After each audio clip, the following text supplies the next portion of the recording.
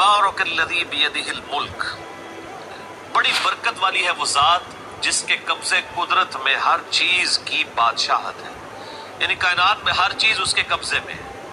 وَهُوَ عَلَىٰ كُلِّ شَيْءٍ قَدِيرٌ، اور وہ ہر چیز کے اوپر قادر ہے، ہر چیز اس کے قبضے میں ہے اور ہر چیز کے ساتھ کچھ بھی کرنے پر وہ قادر ہے۔ لیکن یہ الگ بات ہے کہ اس نے اپنی مخلوقات میں سے صرف جن و انس ہیں جن کو فری ول دی ہوئی ہے کہ وہ اپنی مرضی سے جو مرضی کریں، لیکن آخرت میں پھر ان کے اوپر پکڑ کریں۔ باقی مخلوقات اللہ تعالیٰ کے حکم کی اتنی پابند ہیں کہ وہ ٹس سے مس نہیں ہو سکتے۔ یہ ہو ہی نہیں سکتا کہ سورج جو ہے وہ ود رسپیکٹ ٹو زمین نکلنے سے انکار کر دے، یہ ہو ہی نہیں سکتا کہ زمین کی مٹی میں پانی ڈالا جائے اور وہ بیج اگانے سے انکار کر دے، یہ ہو ہی نہیں سکتا کہ آپ آگ جلائیں اور آگ جلانے سے انکار کر دیں۔ یہ سب کے سب فزیکل فینومینا آف نیچر اللہ تعالیٰ کے انتہائی محکم قوانین ہیں۔ البتہ اللہ تعالیٰ اپنے پیغمبروں کے لیے معجزے کے طور پر کبھی اس رول کو توڑنا چاہے وہ الگ بات ہے، لیکن جنرل رول یہی ہے کہ یہ اللہ تعالیٰ کے محکم قوانین ہیں۔ یہ فزیکل فینومینا آف نیچر اتنے محکم ہے کہ انہی کی بنیاد کے اوپر پھر سائنٹیفک جو ڈسکوریز اور پھر سائنٹیفک جو انوینشنز ہیں وہ پاسبل ہوئی ہیں۔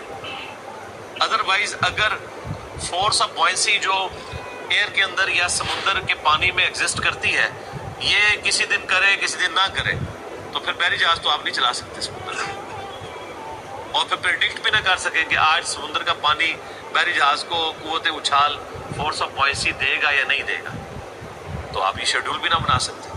تو یہ سائنٹیفک انوینشنز اسی لیے پاسبل ہوئی ہیں کہ فزیکل فینومینا آف نیچر بڑے محکم ہیں، یہ اس طرح نہیں ٹوٹتے ہیں۔ ویسے آپ قصے کہانیوں میں جتنے مرضی ان کو توڑتے رہے کہ فلانے بابے نے کرتا فلانے نے کرتا، تو وہ بھی اب خیر پرانی باتیں ہو گئی ہیں، اب کوئی بابا کچھ نہیں کر سکتا۔ اس کی وجہ ہے کہ پہلے بھی بابے کرتے کچھ نہیں تھے، بابوں کی سٹوریاں لکھنے والے لکھ دیا کرتے تھے۔ تو اب اگر کوئی آپ کے سوچے کہ کوئی کلیم کرے تو سب سے پہلے تو میڈیا پہنچے گا نا، آؤ نہیں، ٹھیک ہے جی۔ تو یہ صرف ان لوگوں کے دعوے ہوتے ہیں، ایسے پاسبل نہیں ہوتا۔ اللہ نے دنیا کو بقدر ایفرٹ رکھا ہوا ہے، یہ دنیا کی ساری چیزیں کوشش کے ساتھ جڑی ہوئی ہیں۔ کبھی کبھار پیغمبروں کے لیے ایسے معاملات ہوئے، اس کی ریزن یہ تھی کہ پیغمبروں کو منوانا یہ اللہ تعالیٰ نے اپنے ذمے لیا ہے، کیونکہ وہ اللہ کے ریپرزینٹیٹیو ہیں۔